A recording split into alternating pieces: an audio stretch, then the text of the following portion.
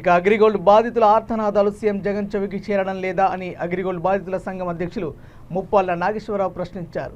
6 మాసాల్లో 20 లక్షల మందికి 3,986 కోట్లు వడ్డీతో సహా చెల్లిస్తామని గత ఎన్నికల్లో జగన్ హామీ ఇచ్చారని, అధికారంలోకి వచ్చినా న్యాయం చేయలేదని అన్నారు.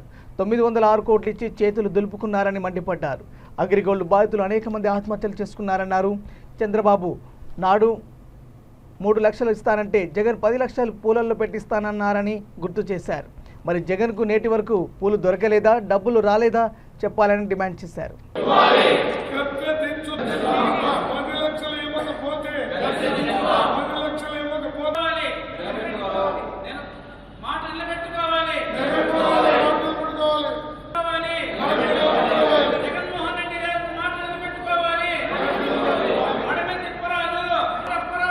ఎవరు అడగల.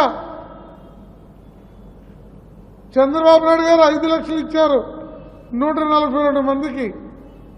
ఈయన 10 లక్షలు ఇస్తానని చెప్పి ఒక్క కుటుంబానికి 5 సంవత్సరాల కాలంగా ఇవ్వలేదు. ఇంతకన్నా దగాకోరు, నీతి మాలిన దుర్మార్గపు పద్ధతి ఇంకేమైనా ఉంటుందా? సుమారు 600 మంది చనిపోయినటువంటి జాబితా రాష్ట్ర ప్రభుత్వం దగ్గర, వివిధ జిల్లాల ఎస్పీలు, కలెక్టర్ల దగ్గర ఉంది. దాన్ని విచారించి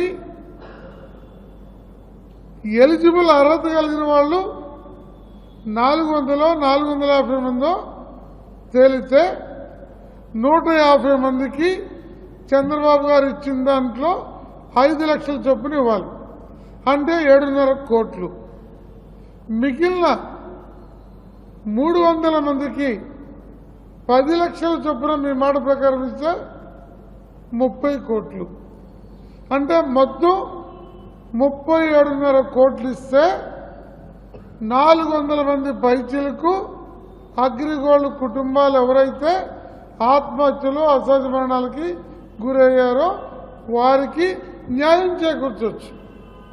ఇలా న్యాయం చేకూర్చండి అని గత 6 మాసాల్లో 2 పర్యాయాలు సజ్జల రామకృష్ణారెడ్డి గారిని ముఖ్యమంత్రి 5 ఏళ్లుగా అపాయింట్మెంట్ లేదు. సజ్జల రామకృష్ణారెడ్డి గారిని, చీఫ్ సెక్రటరీ గారిని, వారందరికీ విజ్ఞాపన పత్రాలు మెయిల్లో పెట్టి కలిసిపోయి ఈరోజు ముఖ్యమంత్రి గారికి ఇంకా నామినేషన్ల టైం ఉంది, జీవోలు గతంలో ఇచ్చి ఉన్నాయి. ఈ పూలు పంపే కార్యక్రమాన్ని తీసుకున్నాం. అలాగే వారం రోజుల్లో 14 లక్షల మందికి 1183 కోట్లు అన్నారు. మా ఉద్యమ నేపథ్యంలో ఇప్పుడు ఆయన ఇచ్చింది 906 కోట్లు. ఈ పేదలకు ఇవ్వలేదు. అలాగే మొత్తం 6 మాసాల్లో వడ్డీతో సాగిస్తా అన్నారు. ఈ పెద్దిరెడ్డి గారు, ఈ బొత్స గారు, ఈ రామకృష్ణారెడ్డి గారు, మన అప్పిరెడ్డి గారు, వీరందరూ ఈ కంపెనీకి 30,000 కోట్ల ఆస్తులు ఉన్నాయని చెప్పి ప్రతిపక్షంలో